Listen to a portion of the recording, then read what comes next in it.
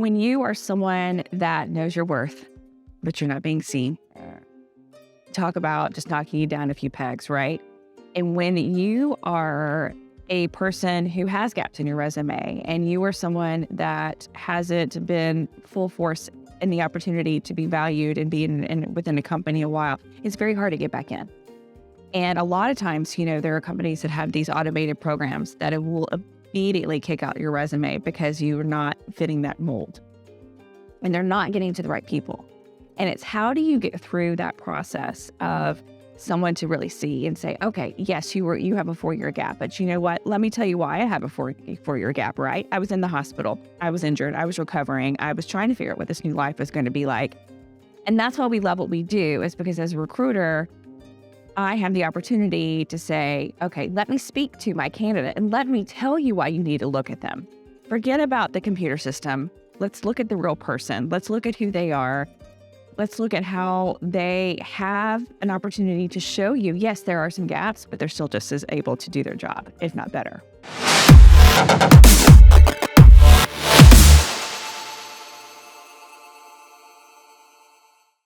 Welcome to Empathy Led, a show about empathetic leaders, organizations, and brands. And for people like you who want to infuse a great dose of empathy into their personal and professional lives. This show is brought to you by the Grio agency. I'm your host, Junior Nyem, Grio's Chief Empathy Officer. In this episode, I had a very insightful and very important conversation with Anessa Powell. She's the CEO at All Ability Recruiting. She's a speaker for disability inclusion, but most of all, she's an empathetic leader. Without further ado, here's my conversation with Anessa. Anessa, how are you? Hi, I'm well. How are you? I'm well. Thank you so much for making the time to be a part of the show and to be a guest. It is my absolute pleasure. I'm excited. Yes, I've been really looking forward to this one as well. Yes. So I didn't introduce you because I wanted you to do it yourself. So for the people out there who do not know you, tell us about yourself. Well, my name is Anessa Powell. I am founder and CEO of All Ability Recruiting. So we are what I like to say, all things disability inclusion firm. So we specialize in recruiting, training, and consulting with 3 parts to our branch. We originally launched with the recruiting piece and quickly learned that we had businesses that wanted to delve into the employment piece of disability, but just didn't know where to go. So that's how we started the training. And then after we've conducted the training sessions, we had our clients say to us, that was great, but now what? So we just launched the consulting side of it, where we come in and look at the whole process for the life cycle of the employee. But for me, it's been a long road to where we are. I am not at all where I started, where I graduated from college with my degree or anything like that. And if you had told me 25, 30 years ago where I'd be now, I'd be like, you got to be kidding. But life is funny that way. So I graduated from Auburn University with a degree in hotel and restaurant management, worked for Marriott International as an event planner, living in Atlanta, loved being a part of the events and planning conferences and conventions, and met my husband there. And so we started a family and moved to Charlotte, actually, way back in 2008 and actually 2006, believe it or not. And so had my daughter, and a few years later had my son, and that's when my health decided to take a sideways turn. And it was a long road, a very arduous road of all these random symptoms that eventually led in 2013 the diagnosis of Addison's disease, which is a rare autoimmune disease. And it basically means your adrenal glands decide to stop working. So after diagnosis, here I am, thrown into this new world of invisible disabilities and into this world of, but you don't look sick.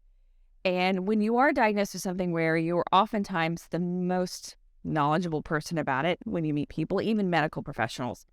So I will tell you, I do not have a science background. I do not have a medical background. And I didn't even know I had adrenal glands, to be honest.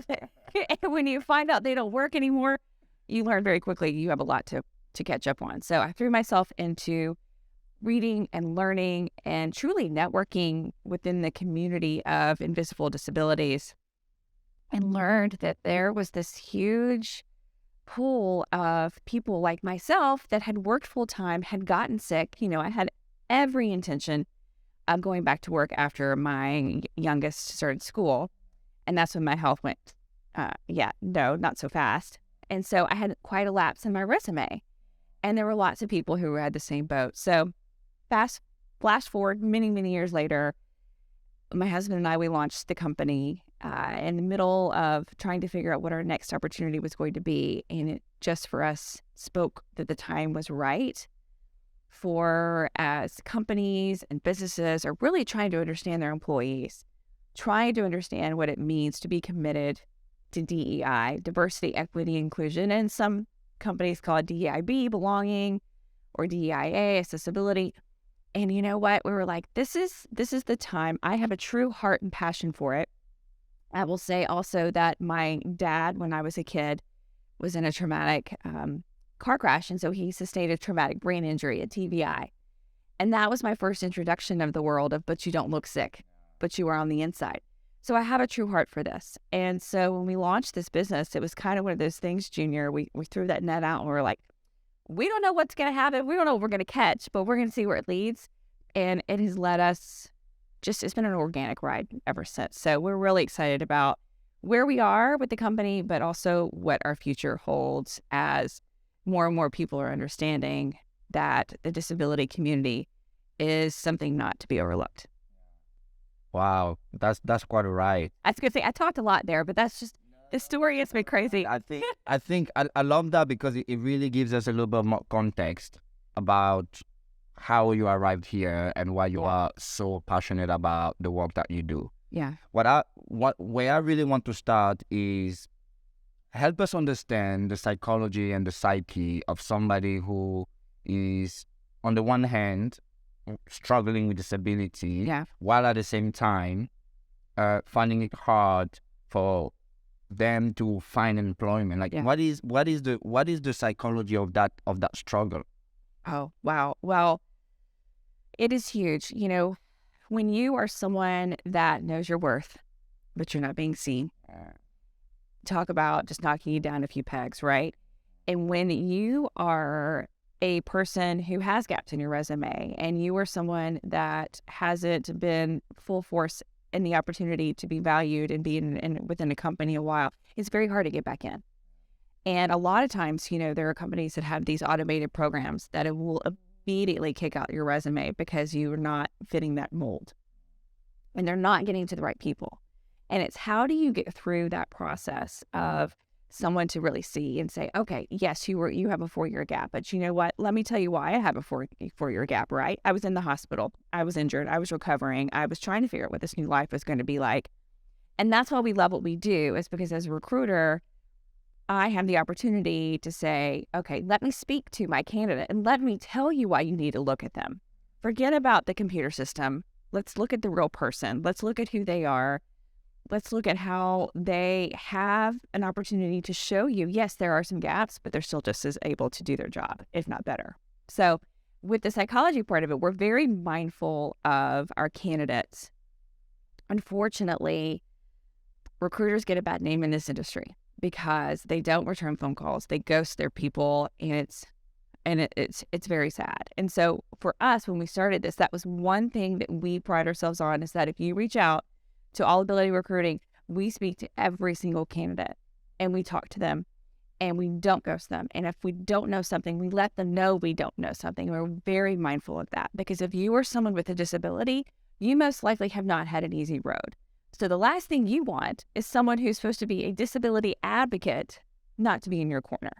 So we're very mindful of that we're not a technology platform. We are a people platform where we know our candidates, and we're very mindful of that. And like I said, if we don't know it, we're going to tell you, I don't know what's going on, but I want you to know that because it's important to us. Yeah, I mean, it's so difficult at times for people to be able to empathize and relate with people that maybe do not look like them, maybe have a different background, and certainly with people with disability. But when I hear you say that people know their worth, but they're not seen, for me, that's a universal need, right? An aspiration. Like, everyone wants to be seen. Everyone wants to be recognized for their worth.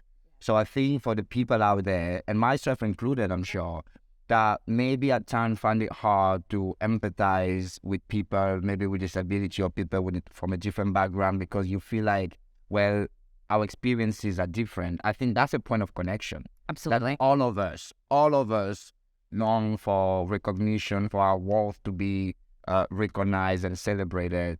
And hopefully this is one of those things that becomes a breakthrough or aha moment for many people. I hope so. Yeah. That's our goal. For sure. So what is the process then? Somebody has a disability, they reach out to you. How does it typically happen? What's the usual process for you all? There's a couple of ways. So our candidates can reach out to us through our website. And if they don't see any job postings that fit their background, that we have all of our job postings on our site, there is a button that says send us your resume. So they can submit it. So every single resume that comes to us, we respond to it. And we make, between Bill and myself, we make the appointments and we talk to every single one and say, tell me about your background, tell me what you're looking for, and also any accommodations that you need. And, you know, our candidates really appreciate that, being asked. One, they love to share their stories. And let me tell you, there are some amazing stories about overcoming so many obstacles.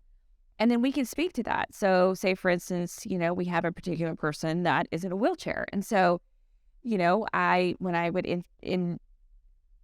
basically introduce that person to a job interview, I can make sure that if they go in for the interview, that person who's interviewing them is prepared. And it can be as simple as making sure you don't have a chair there where they can actually be a part of the conversation. You've already thought about it as a foresight of making sure that when they come into the room, they're already comfortable because you've thought about it and prepared ahead. So it's just simple as that. And, you know, we have our candidate side and then we have our client side. And so these are our clients, which are companies that say to us, we want to be more inclusive. We want to work with the disability community. And these are our job postings. Can you help fill them? So right now it's kind of a matching game. I will tell you, most of our candidates are desiring remote work. We are hoping to onboard some more clients that are wanting to do that because our clients currently, most of them are in person. So we're kind of matchmakers at this point, which we love. We would love the opportunity to fill every single candidate and every single job out there. You know, it's a process, but we're a relatively new company, so we're getting there. We're building. Now that you mentioned remote work, this is something that I never even considered, but please enlighten us. Do you find that remote work has really opened up opportunities for people with disability now that, you know, you can do it from the comfort of your home with the accommodation that you already have at home? And even for companies, you know, for companies that don't have to provide the same accommodation that they would if somebody was working. What has that transition been, and what kind of opportunities do you see opening up for people with disability? You know, if there's one good thing that's come out of this pandemic, it's that businesses finally recognize that people can do their work from their home and do work from their home very well, which has been a game changer for the disability community. Whereas before, companies would be like, nope, we need you in the office. You got to be there 5 days a week. Now they're like, okay, it is an option for us. Do we want them in the office sometimes? Yes. But if they're more open to hybrid as opposed to that hard, fast rule of in the office, it definitely is a game changer for those with disabilities, because now they're like, okay, yes, it can be done. And you know what? Here's another part to that too, is that businesses are saying, we all work from home. We were all trying to do that. And we may not have been operating between the conventional hours of like 9 to 5. And we do have some candidates that say, I have some pain, some chronic issues in the morning. I cannot get going. I really would love to have a little bit more flexible timeline from my manager or my boss or my hiring team to know that when it comes to 2 o'clock, I'm going to knock it out of the park. Will you give me that leeway? And I'm going to get my work done at the end of the day. But if you don't say to me by 5 o'clock, you have that opportunity to really have a great employee if you're open to that idea. So thank goodness that is changing. My fear is, as businesses are going back to normal, I don't want them to forget that, because it is such an opportunity for those with disabilities to really have a chance to get in the door if you continue to have that remembrance of, yes, it can happen. Yeah.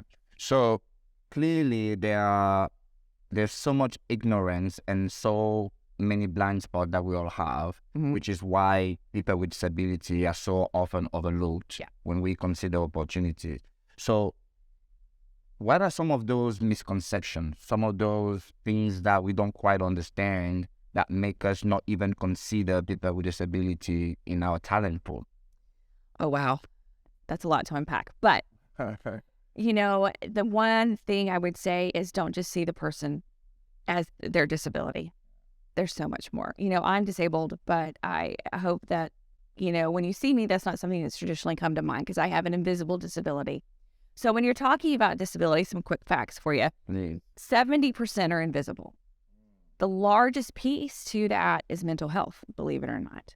And that is something that I'll let change for a lot of people too with the pandemic. It's like you went out, you were an employee who left, who didn't need any accommodations, and your mental health has suffered, and now you need accommodations to be able to continue your mental health walk with your professional or what that may look like for you.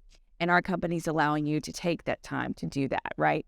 So that's one part of it. And when you're looking at the whole scope of the disability community, it's the largest minority group in the world, the largest one that most people don't realize. It's also intersectional. So it touches every other minority group. So you can have someone who is, and also sexual orientation. So you can have a Black woman with MS who is also gay, and you've covered all of that. So when businesses and corporations and companies alike are saying, yes, we're committed to DEI, we're committed to working with people of color, we're committed to women, we're committed to gay, lesbian, you name it, sexual orientation, and you're not mentioning the disability piece, just left out the largest minority group in the world. And for us, and that's what our biggest push is that this is the talent pool that you probably don't even know that you have right now within your current organization. So are you supporting them? Because almost 1/4 of your workforce, or anybody, 1/4 of people out there have a disability. Wow, that's mind-blowing. I mean, I think that the idea is that, like, you would think that, oh, we don't have anybody with disability in our company. Maybe we should try to be a little bit more inclusive by finding people, with disability to include in our company. But no, like, within your company, inevitably, numbers and the law of numbers and statistics shows that you already have people that you could provide greater support. Absolutely. Wow. Yes. So what are some of the easy, low-hanging things that an employer can do today? After watching this video, I want to make some quick, easy fixes to the way I communicate, to the way I treat employees, and to some of the accommodations. Where do I start? You start at the very beginning when you do obviously from the hiring process, you just create that mode of communication, right? And just asking, how can I support you? Tell me about who you are. What does it that mean to have an environment of any accommodations that you need or anything, better support, honestly. It's just communication is number one. But for the company as a whole, it's creating that culture. And you start by really just asking the question of who's working for you currently. So when most companies, they have a yearly scorecard, as they call it, or a yearly index, an employee survey, whatnot. Every business is different in what they call it. Most will ask race, sexual orientation, family life, that kind of stuff, but very, very rarely are they asking about disability. So they don't even know currently who they have within their organization who is disabled, because the only time they ask that traditionally is when you go to fill out that application. And there is a form from the ADA that asks, are you disclosing your disability? And it lists the guidelines of what falls under a disability within the ADA guidelines in this country. And it varies from country to country. That's usually the only time. And not a lot of people will mark because they're afraid of the stigma that goes along with it. Yeah, fair. And that's a whole other piece of breaking down the stigma, and ableism is the word that most people like to use. Okay. And what that looks like in an ableist environment in a particular culture. So that's a whole side of it. But it starts with the very beginning of creating the environment for people to feel comfortable to talk about it. So when you ask the question on the application form, that's one piece. But then you have to take it a step further. Okay, if they've marked it, are you doing anything with it? And then are you asking in your employee engagement survey, are you asking any of that, who is disabled and do they feel supported? And what we like to encourage our businesses to understand is you've got a younger generation that is coming up into your workforce that has grown up truly advocating for themselves. They have 504 plans. They have IEPs. They know what it means to self-advocate. And when they disclose to you, hey, I have ADHD, which falls under disability, and I need to have my instructions in writing, or I need to make sure that I have captions on my Zoom calls.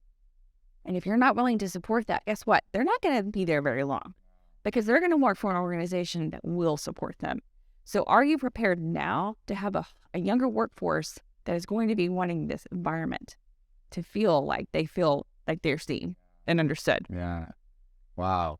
I mean, for me, part of the reason we created this show was to really help people being able to navigate these situations.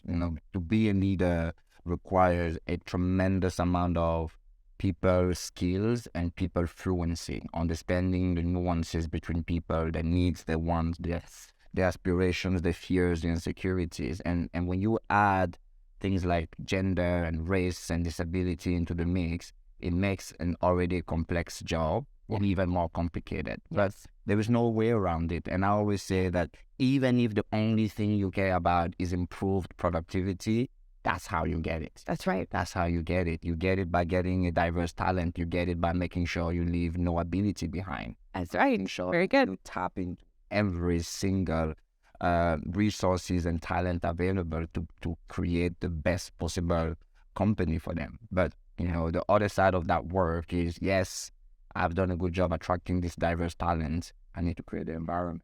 Yeah, so what do you do with it? That's right. Once you have it, and being able to have those conversations, so oftentimes with people with disabilities, it's like the elephant in the room.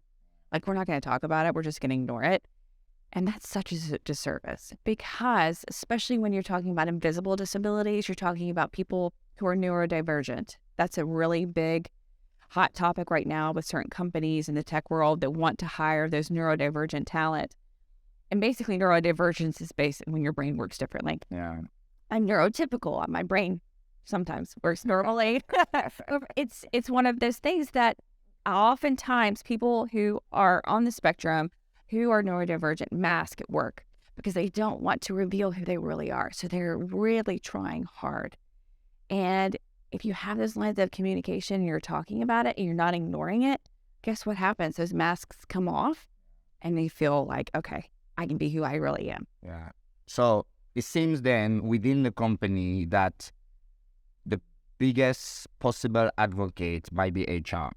So if I'm an HR professional out there and I'm really trying to implement and affect change within my company, like how can we work with companies like yours? Like, what are some of the things that I should be mindful of, or what are some of the best practices that I should be thinking about in recruiting and making sure that as an HR professional, I create the kind of environment that people can come and stay and thrive? Well, one they call ability recruiting. No. First and foremost. Well, it's a matter of educating yourself, and especially if you're an HR manager and you're an HR lead and you're trying to create that environment, it's not you do the research and you do the classes and you understand and do our training sessions, but it's what you do with it afterwards. And as we joke, it's like, we're giving you the tools. Don't put them in the desk drawer and lock the door. You have to share this. Like, for instance, if you were a manager and you have an employee that comes to you and says, look, this is what's happening with me and I need to have these certain accommodations, will they know what to do? Most times they don't, because they hadn't been walked through that process. Are they going to be completely blindsided by the fact that they have someone who's coming to you? Probably so, because you haven't created the culture and had those conversations of knowing who your team is. So it has to start there. It has to start with education and learning about even who, and it started as simple as we have one training session called Disability 101, and starting at the basic, like, what is even a disability? What does it mean? So we cover all that. And a lot of people are often surprised. Like, if you have asthma, that falls under that. If you have epilepsy, I was doing a talk with a particular company and the DEI officer had epilepsy, and she's like, oh, wait, I have a disability.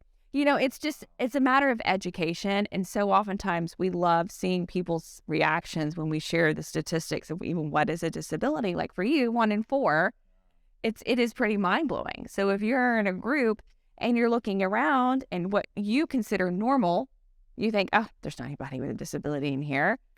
Shocker. Yes, it absolutely is. You just aren't aware of it.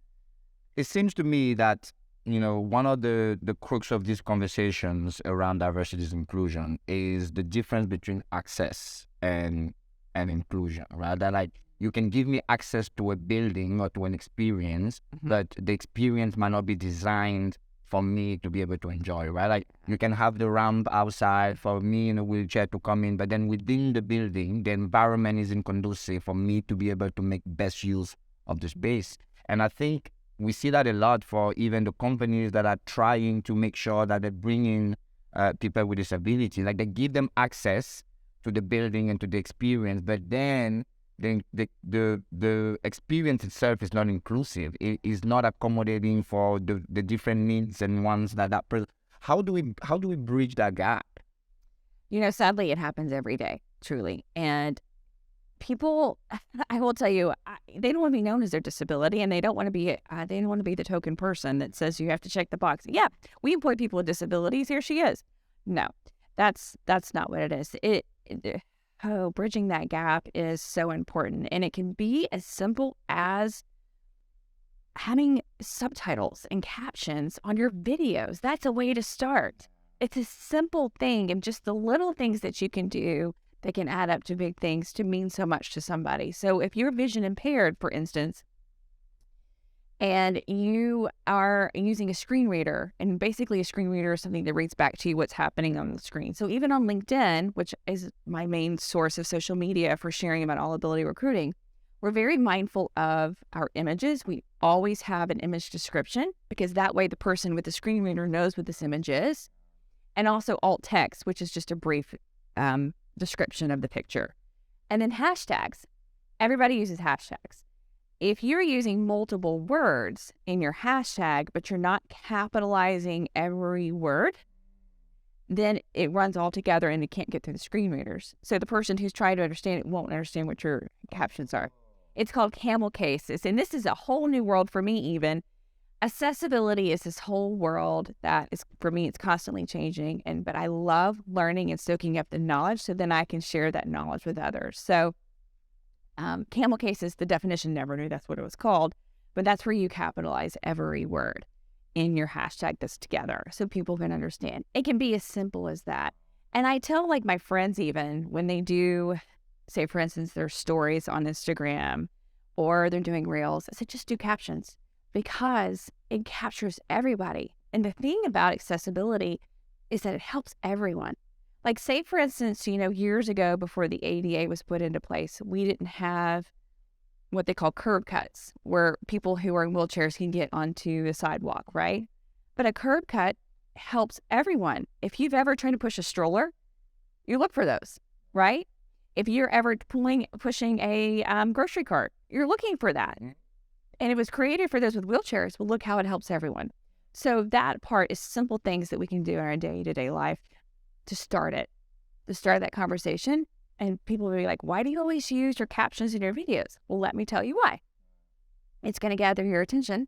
Even if you have ADD, you're like, oh, I can focus on this because here are the captions. So starting there is very simple. And then once you start realizing, oh, how it's starting to change the conversation, then you can go from there. Yeah. I mean, I think the point you make about it helps everyone is such an important one, right? Is that even if your motivations are selfish, quote unquote, in like by putting caption, you get a bigger audience. By including everyone in your recruiting, you get a more talented pool of applicants. By making sure that you create an environment, you get your employees more productive, you get more impact, and on and on and on. So even if your motivations are selfish, doing these things are going to make you more money, are going to give you a stronger workforce, increase productivity, give you more impact, and on and on and on. I mean, there's really no reason for us to not at least begin to take those tiny steps that you mentioned in order for us to begin to at least have these conversations, educate ourselves a little bit. And I know certainly me and our company have a lot of work to do. And that's part of the reason I really wanted to have this conversation so that we can really also walk the walk and making sure that as we continue to talk about empathy and promote empathy, that is reflected in the way we do business, in the way we operate. So you mentioned earlier your husband as your partner. Yeah. Like, what is that partnership? Like, what part of the business is he responsible for, and what are you responsible for? Well, let me tell you, if you ever work with your spouse, it's a whole new world. It's kind of funny. So, he was in corporate America for over 20 years, and then we had this opportunity to figure out what we were going to do. And so we just kind of looked at each other. It truly was a lightning bolt moment for us in starting All Ability Recruiting. And we were like, okay, we're going to do this. So my office is upstairs. His office is downstairs. But that's how we work well together. No, we really. So that's the secret. That's the secret. You heard it here. Different floors. Want to work with your spouse, make sure you have an upstairs and a downstairs. That's right. Different floors. It saves your marriage and your business. It's very funny. No, we actually complement each other very well. We have very different styles. And to meet us, you would immediately say, wow, you are night and day different. But we complement in the sense that our vision is the same. And so I have the passion side of it, and we see it through different lenses. I see it through the patient lens. I see it through the disability lens. And he sees it through the corporate business lens. And that's why we gel well. So for me, I'm the face of the company basically, and going out and networking and really trying to share what we're doing. And I joke he's the man behind the curtain, running all the stuff behind the show. But no, we really are partners in a sense of how we handle the vision and strategic plans and where we're driving this. And when we do our training sessions, we joke too. We both do the training sessions and we offer, like I said, different perspectives. And it's kind of old school, but we say we're, Regis and Kathy Lee, if you remember that from way back in the day. No, that's right, you weren't here then. So it's an old morning show. Now it was live with Regis and Kathy Lee way back when. Callie Ripa is now on it with Ryan Seacrest. Okay. Over the years. So Regis was the first one. Okay. So we joke our banter is very much like them. So yeah. Old school reference, sorry. That's amazing.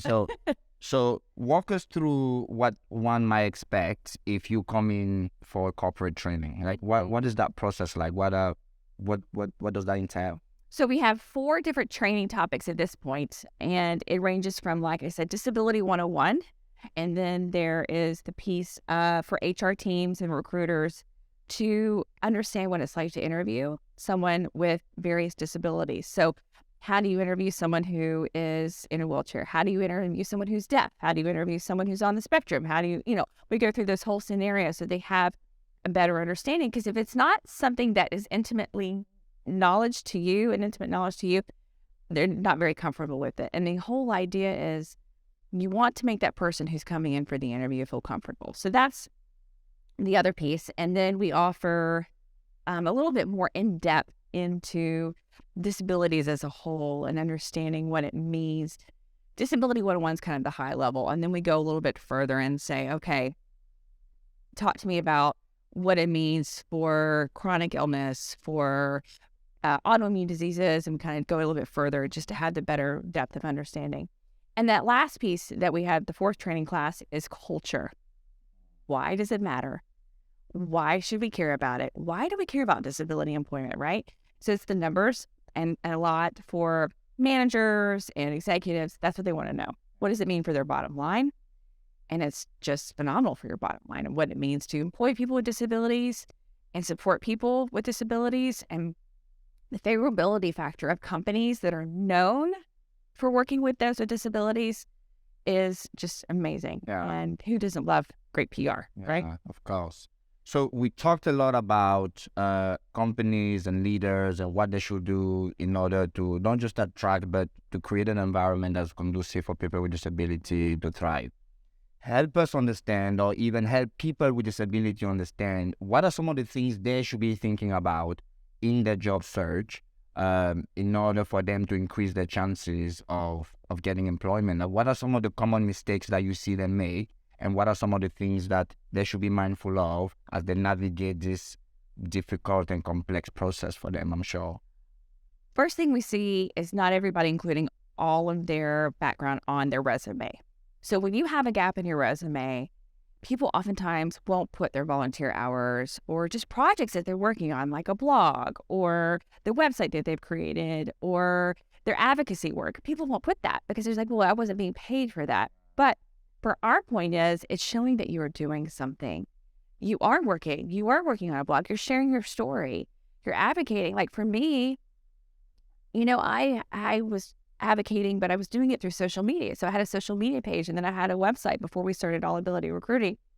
And I love to refer people back to that because it shows what I've been doing. It shows the voice of my passion and what I'm interested in and what I'm talking about, and that I kind of know a little bit of something about rare diseases and autoimmune diseases, and it speaks to that. So we always try to encourage people, don't leave stuff out, include all of that. And then it's going to back when you're going to the interview process and being comfortable in disclosing. That's always the big question for people. Do I disclose my disability or do I not? We always encourage our candidates to disclose. And the reason for that is because, especially if you're someone with a chronic condition or a particular disease that will get worse over time, you've got to be better prepared to share that from the beginning so your company will be able to accommodate you. It's scary though, because it's very scary. Because it feels like the moment you disclose that interview is finished. It's a two-way street, right? So it's the vulnerability factor. And you're like, okay, I'm going to get this job because I'm telling them that I have this, or I'm going to be overlooked for a promotion because I'm telling them that I have, depression, or you name it. And it is very hard. And that's where it goes back to, do you have a company and a culture that is accepting of people when they are telling you that they are disabled, and you're not overlooking them for promotions, and you're not overlooking them when it comes time to give them a pay raise because they've disclosed to you, oh, yes, they're sick and they're going to need some help. And it's, like I said, it's a two-way street. It's the vulnerability factor for someone to feeling comfortable. But if you're already working for a company that has made you feel like, okay, they support me in my walk with whatever I'm going through, then you're doing your job as a company to offer that, just the environment that you're supporting your employees regardless. So a part of that too, when people are applying, is obviously disclosing thing. And then just not being afraid to ask for those accommodations. Some people will disclose. They're like, oh, fine, we're good. I don't need anything. And it's like, okay, no, you have to be honest. You have to be able to do that. Because if you start from the very beginning and you start that, which I hate to say, but paperwork basically that they have on your file, this is what's being requested and this is what this person needs, then they're going to be able to support you as you go through that road. So I think we're probably coming close to the end of this conversation, and I want to let you have the final word. What is it so important to make sure that we leave no ability behind? Oh, why is it so important? It's everything. For us, it's just being kind, right? And just going back to that fundamental thing of understanding, we're in a culture where now long COVID is added to the list of ADA, right? And so we didn't have that years ago, and it's just going to continue to happen. So how do you get prepared for that as a company and as a business? And how do you prepare for that? That's a world that's ever changing. You have an aging population. You have a younger population coming in who knows how to advocate for themselves. And you have more and more people getting disabilities every day. Mental health is truly taking a nosedive in this country. And it's the largest part of that invisible disability. So staying on top of that as well is so key and important in making sure. And just seeing people for who they are. And don't look at their disability, but look at them for who they are. And they have abilities, and don't leave anything behind, to your point. So, well, thank you so much for this really, really powerful and informative conversation. I think I was certainly surprised by many of the things that you shared. And hopefully, the one of the first steps to empathy is to be able to hear other people's stories and be made aware of different versions of reality. And that's really what we hope this show provides. It provides people an insight into different versions of reality so that they can integrate those realities into theirs and begin to see people for who they are and allow them to really have the people fluency that all of us, but especially leaders, have to have now in order for them to be successful. So thank you so much for being on the show. But most and foremost, thank you for all the work you do advocating for those who deserve to be heard and seen for who they are. Well, thank you. This has been lovely. And you are doing the right things by starting the conversation. And when you start that conversation, it grows. So thank you for that. Appreciate it so much.